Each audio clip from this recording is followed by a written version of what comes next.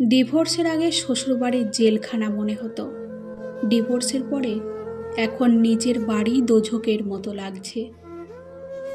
নাম না জানা প্রকাশে এক ডিভোর্সি নারীর কথা।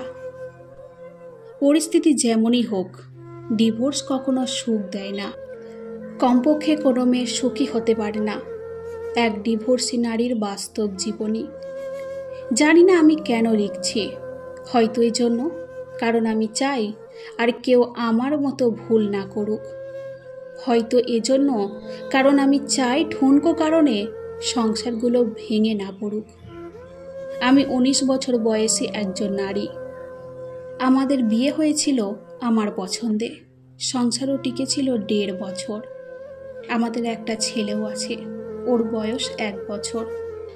আমার স্বামীর স্বভাব চরিত্র সব বেশ ভালোই ছিল, শুধু একটু জেদি।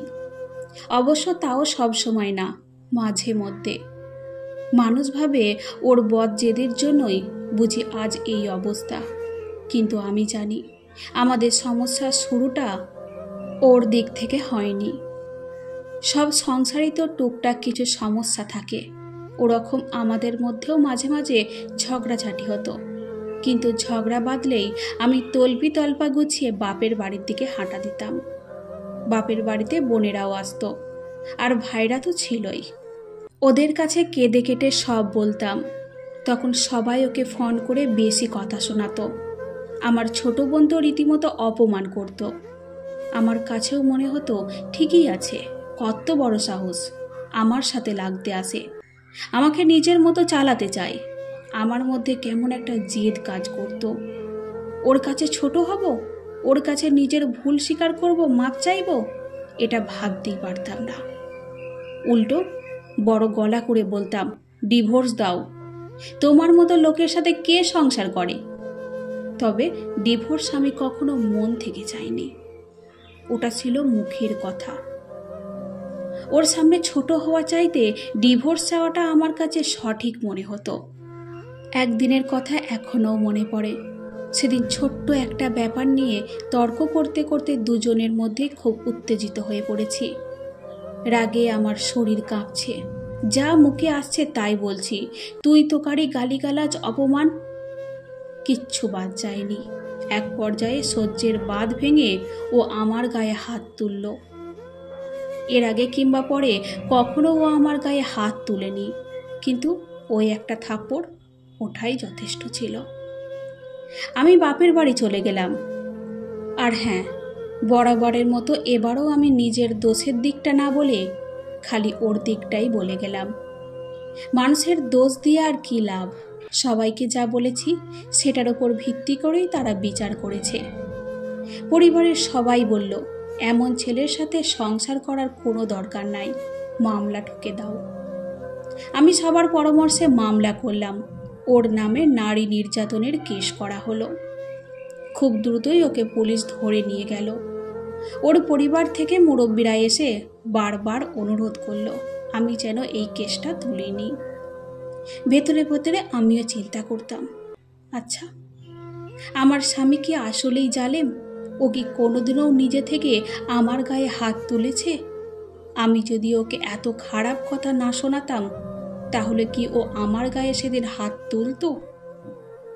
আমার বাবা মা আমাকে বুঝিয়েছিল, আমি যদি এত কিছুর পরে ফিরে যাই তাহলে ও ভাববে আমি বুঝি অসহায়, আমাকে আরও পেয়ে বসবে, আমার ওপর ইচ্ছে মতো ছুরি ঘোরাবে। একবার গায়ে হাত তুলেছে মানে বারবার একই কাজ করবে, কাজেই নিজে থেকে ফিরে যাওয়ার তো প্রশ্নই আসে না। কিন্তু আমার মনের ভেতরে কে যেন চিৎকার করে বলতো, ও তো এমন লোক না।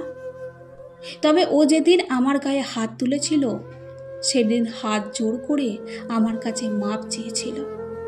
এসব ভেবে ভেবে আমি মামলা তুলে নিলাম, তবে ওর কাছে ফেরত গেলাম না। কিছুদিন পর 2 পরিবার থেকে বিচার সালিশ হলো। সবার কাছে ও দোষী প্রমাণিত হলো। সবাই ওকে নানা কথা বোঝালো, উপদেশ দিল। তারপর আবার সংসার শুরু করলাম। এরপরের কয়েক মাস ভালোই চলছিল, কিন্তু হুট করে আবার কি একটা নিয়ে আমাদের ঝগড়া বেঁধে গেল। ব্যাস, কাপড় চোপড় গুছিয়ে আবার আমি বাপের বাড়ি গিয়ে উঠলাম। এর মধ্যে শুনলাম ও নাকি খুব অসুস্থ। আমি বাসায় ফিরতে চাইলে আমার পরিবার বলল, এভাবে একটা ঝগড়ার পর একা একা ফিরলে সেটা ভালো দেখায় না। আর আমার বোনেদের কথা ছিল, ওসব অসুস্থ টসুস্থ কিছু না, সব বাহানা।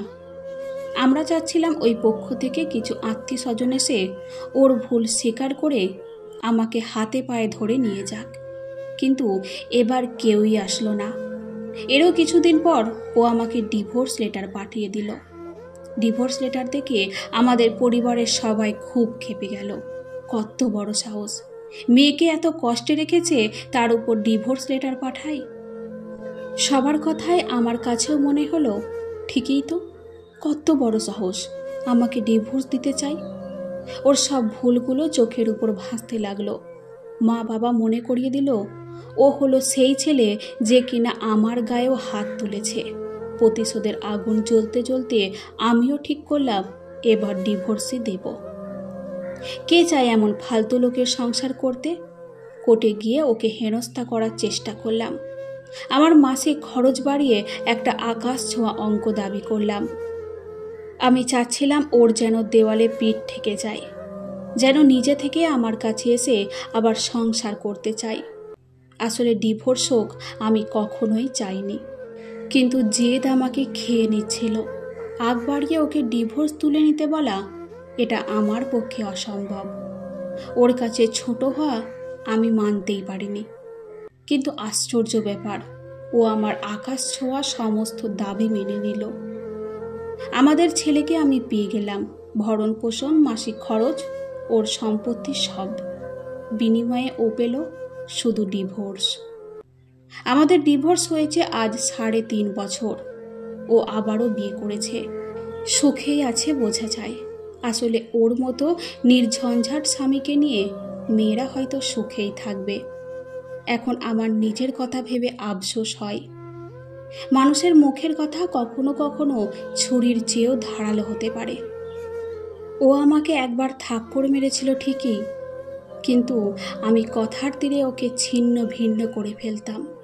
শারীরিক নির্যাতন করিনি সত্যি, কিন্তু মানসিকভাবে কষ্ট দিতাম। এসব কথা আমার মা বাবাকে কখনোই বলা হয়নি। নিজের দোষের কথা মানুষ কতটাই বা বলে। মাঝে মাঝে ভাবি, ইস, আমার পরিবার যদি একটু নিজের থেকে বুঝে আমাকে সংসার করার উপদেশ দিত। যখন আমি ওর কাছে ফিরে যেতে চাইতাম, তখন ওর খারাপটা না বলে যদি একটু ভালো দিকগুলোর কথা মনে করাতো। আমি যদি নিজের জেদ নিয়ে পড়ে না থেকে একটু ওর কাছে নত হতাম, তাহলে হয়তো আজ আমাকে এই দিন দেখা লাগতো না। ডিভোর্সের আগে শ্বশুরবাড়ির জেলখানা মনে হতো, ডিভোর্সের পরে এখন নিজের বাড়ি দোজখের মতো লাগছে। আজ আমার ভাই বোন, বন্ধু বান্ধব সবার নিজেদের সংসার আছে, কিন্তু ছোট্ট ভুলে সব শেষ হয়ে গেছে। তাই দোয়া করি আর কারোর সাথে যেন এমন না হয়।